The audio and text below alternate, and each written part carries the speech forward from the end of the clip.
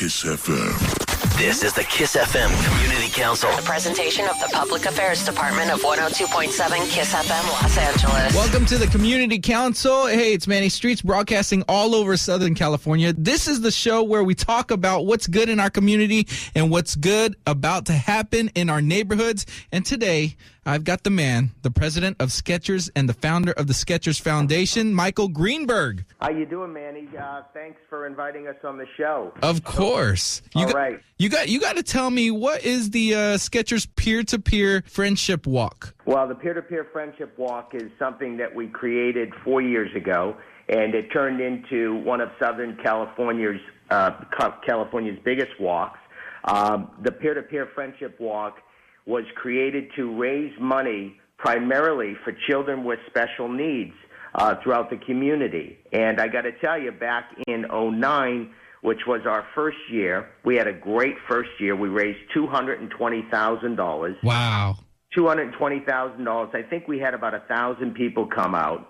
And last year, this is a staggering number, we raised $756,000, and we had close to 10,000 people walking from the Manhattan Beach Pier to Hermosa Pier and back. There's about 1,500 children with special needs coming together with the volunteers, and this is also very special. It's high school and middle school volunteers that work one-on-one with these children with special needs. It's something that didn't exist years ago, where children with special needs were really segregated from the population, and today we're able to bring the volunteers, the compassionate volunteers, together with the children with special needs. And this all exists because Skechers was able to put its muscle out there and bring in sponsors like Nickelodeon, and we've got great sponsors. We got Finish Line, we got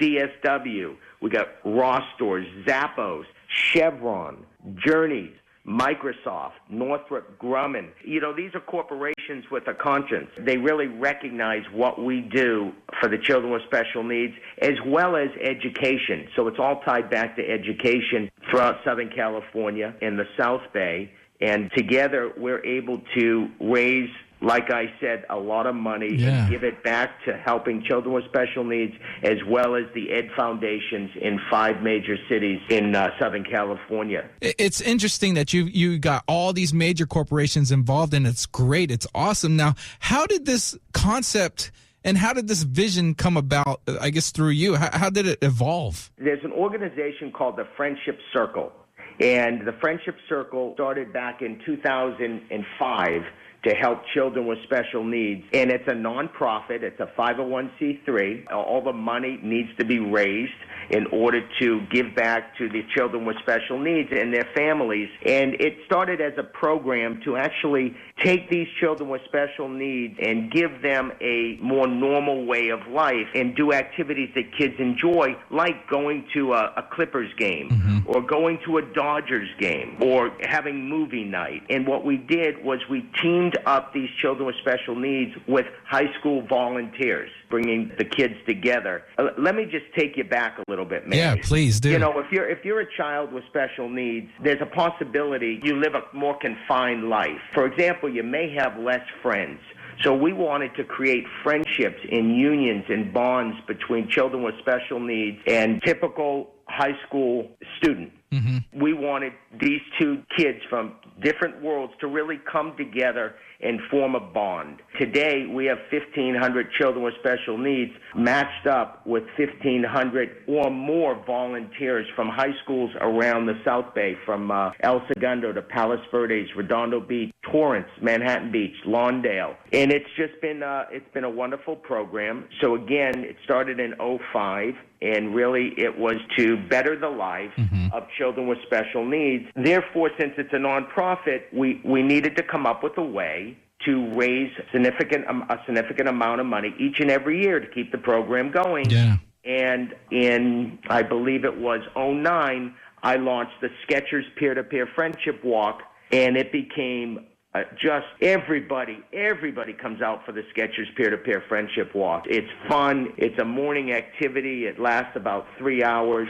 There's so many other things to do. You get to listen. There's nothing better than walking on the beach as a community. Yeah. And seeing the emotions that take place. This year it's going to be October 27th. Mm-hmm. I want to invite your listeners to go to www.SkechersFriendshipWalk.com and learn about it. There's great visual photos, there's stories, there's video, and I think that if they don't want to come out and walk, that's okay. I encourage them to come out and walk. I encourage them to consider making a donation to something that has touched the life of just so many people throughout a community. And it's important that we're fortunate, right? Yeah. There's less fortunate people out there, and we need to always be cognizant of that and take that into consideration.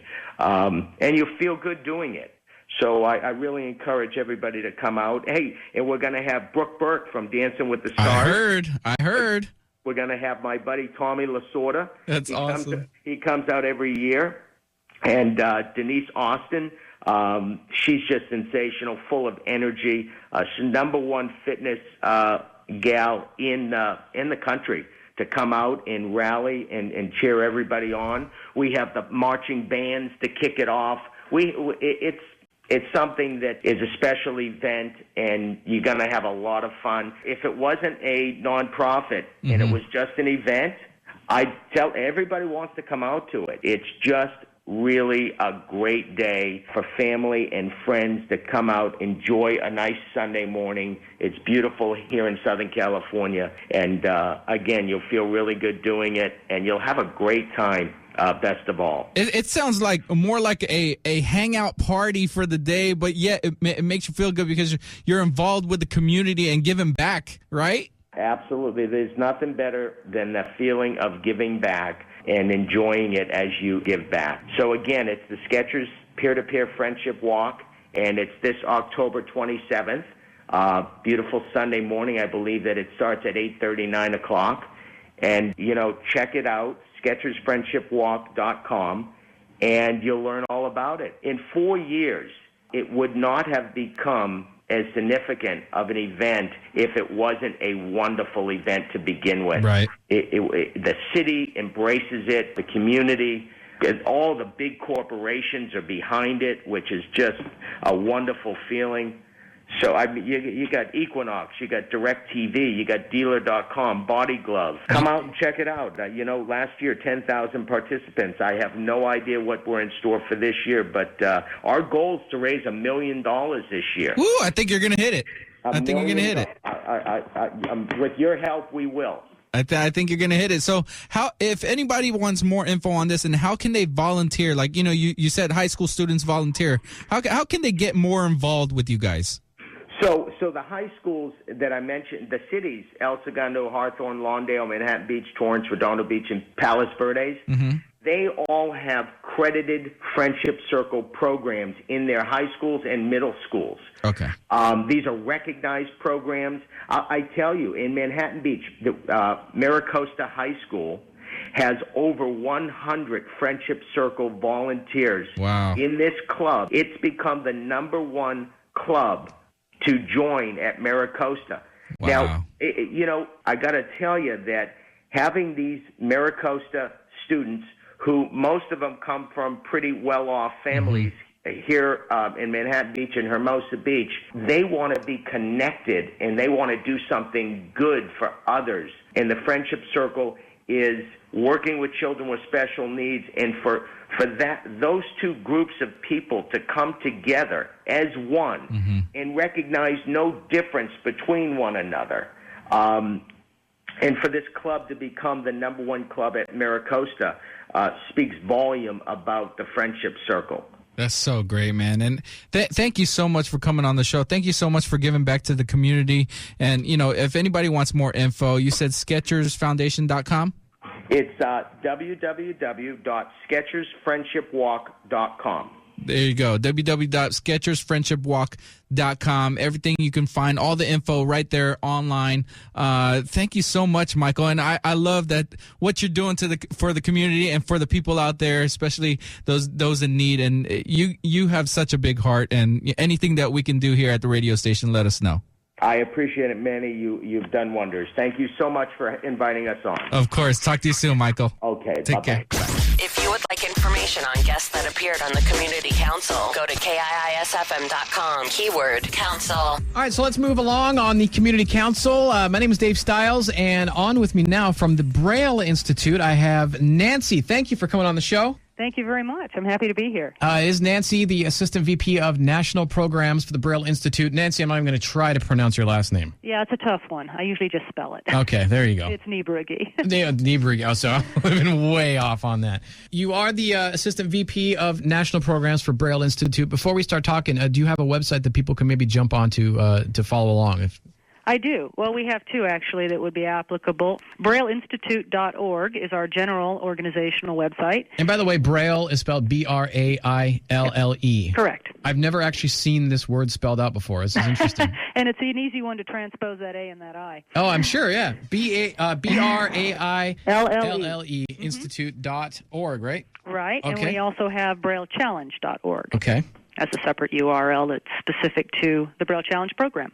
Great. Okay, so you can jump on there and follow along. First of all, let's talk for all that don't know. I know we've all heard it. I think Braille has been in our sights for a long time because Braille has been part of everybody's life. Even simple things like elevator, right. menus and stuff. We see it, but we may not understand the depths of it or more about the Braille Institute. So please start out by telling us more about Braille Institute.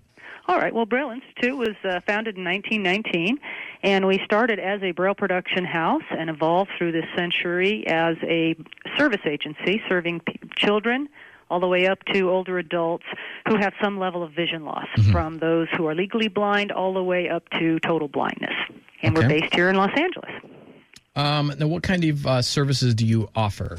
So if somebody who is going through that, and what kind of things can they expect to get assistance with? Well, we sort of soup to nuts, but we have a lot of classes, workshops, programs that really help people visualize different options when they've lost their sight. How do they do things differently? Yeah. So when their glasses aren't helping them anymore, they come to us and learn about how to use technology that will help, how to cook in the kitchen safely, how to get around town, use public transportation, use a white cane if necessary, or learn Braille if necessary. Wow, all these things you wouldn't think of. I mean, right. In everyday life that we, I don't want to say take for granted, but we may not understand that people they can't see as easily, obviously, when brushing your teeth and doing all these kind of things. So this is all stuff that you help out with right from the beginning, huh? We do, because people often give up when they can't do the things they are used to doing, the way they're used to doing. They often give up. They sometimes get depressed. Coming here helps people realize they're not alone. We have a lot of services that allow them to get right back in the game. That's interesting that you say that. There obviously is a whole psychological side to it and emotional side. I mean, you obviously help teach them to do stuff, but you do handle the emotional side of it too, huh? We do have folks who serve in a counseling fashion. That's not a primary goal. We're not counselors, but we do have some counseling initially, especially to help people find, the path for them. What are the right services they need from us? We also have a library service, a free library of talking books and Braille books that can be sent right to folks' home. You're very humble about your library. I hear it's award-winning. It is an award-winning That's the term library. I actually heard. Yes, it is. Tell us about that. That's a national award that was given to us by the federal agency that runs the Library for the Blind, and that's the National Library Service. It's a division of the Library of Congress, actually. Wow. And there are branches all over the country that are federally funded to provide Braille and talking books to visually impaired people, and ours is one of the best around. That's fantastic. Can I ask how you got involved, or even why you got involved with the Braille Institute?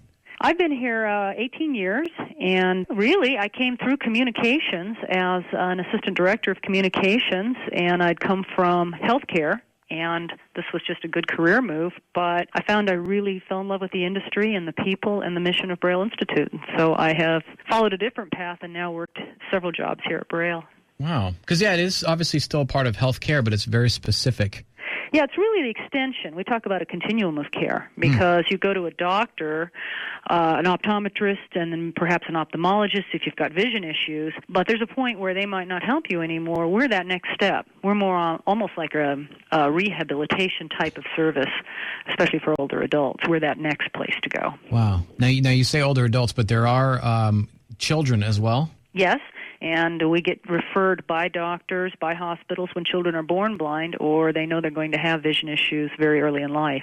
Wow. And we have a child development program where we help parents deal with what they have to deal with raising a blind child and how they can help them right away to learn how to feel their way around the world, so to speak, how to really help the parents teach those children how to reach out when they can't see to reach something, how the parent learns to maybe create a sound that the child can hear. You know, there's all kinds of tricks and things once you learn them where you can accommodate. But man, that has to be so intimidating to even consider. I mean, right from the beginning.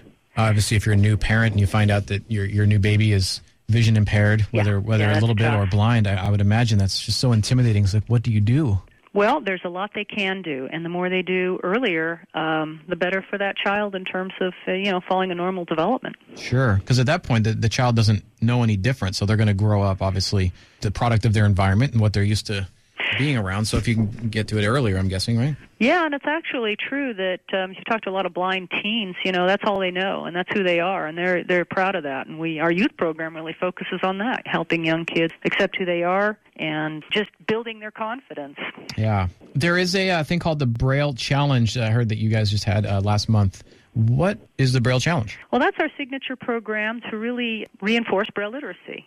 It's unique in that it's the only reading and writing contest for school-age kids nationally that's all in Braille.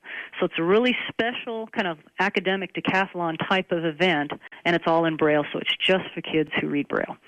And that excites them because so much in life they're accommodated. Everything's for sighted folks and has to be jerry-rigged, if you will, for them. And this is different. This is something they and only they can do, and they love the head-to-head competition. I bet they can actually step out with the things that they've learned, and the head-to-head competition. I'm sure that's just natural inside of us. So I'm guessing that's a huge thing for them. It is. It is. Blind children don't have quite as many opportunities to compete in a traditional way, and so this is something that it's a skill they're proud of, and they can show how good they are at it. And it's a national program. This year we partnered with 42 different agencies across North America, in the United States and in Canada. And in the wintertime, all of our partners host a preliminary level of the challenge. And then we take the scores of all of the kids who take it, we rank them nationally, and then we invite the very top 60 kids to come and do the final event with us in June. So that's what we just had. It's our like finals. It's like the Olympics. It's like the World Cup. A little bit. It is. How exciting. We had about 1,100 kids take the contest nationally. We were really proud of that. Yeah, that was a large amount because it's a low-incidence population, and getting that many kids involved means we're really reaching and touching the right number of kids. Obviously, Braille concerns people with vision impairment and blindness. Do you know, is there anything that leads to that, or anything that maybe even... Obviously, people should go get their eyes checked regularly anyway, but is it hereditary, or is it something that you should watch out for? In terms of causes for blindness for children? Yeah, I guess that's what I'm trying to say. It's changed through the generation. For a long time, it was disease. For a long time, it was over-oxygenation in incubators through the mid-century. Now it's more either genetic or due to prematurity or perhaps cancer of the retina or the eyes, blastoma. Wow. Is there anything that maybe somebody who... Because I know I have, in my vision, I have, those little floaters. I don't know if you ever seen those. Yes, those are sort of normal as as we age, but... exactly, yeah. Sorry. No, go ahead, take your digs at my age. You can edit that out. But I've had those for quite a while, though. Yeah, that isn't necessarily indicative. It could be. But it makes you think it. It makes you think. Something's wrong with my eyes and stuff. Is there any kind of tells like that maybe people... any kind of pain or any blurriness or anything like that maybe people should go get checked for something that severe as vision loss? I think if you have any kind of change in vision, you should go see your eye doctor, and especially older adults should be checked fairly regularly. One of the more prevalent things that happens as we age is macular degeneration, which is a degeneration of the central retina. Sure. And it may not cause total blindness, but it does cause enough vision loss over time to where you're going to need to adapt your lifestyle. More so than just with the quick fix of glasses or contacts. I wear contacts, but I'm thinking you're talking far beyond that. Yes. So I think frequent examination, and if you notice changes, if you're suddenly noticing any kind of sudden onset, I think is a real indicator. It's If really you're slowly scary. kind of getting a couple little floaters, may or may not be something to worry about. Tell your eye doctor the next time you see them. If you have a real sudden change in eyesight, I think that's when you would probably want to take action. It's very scary, and it's not a lot of things you don't hear.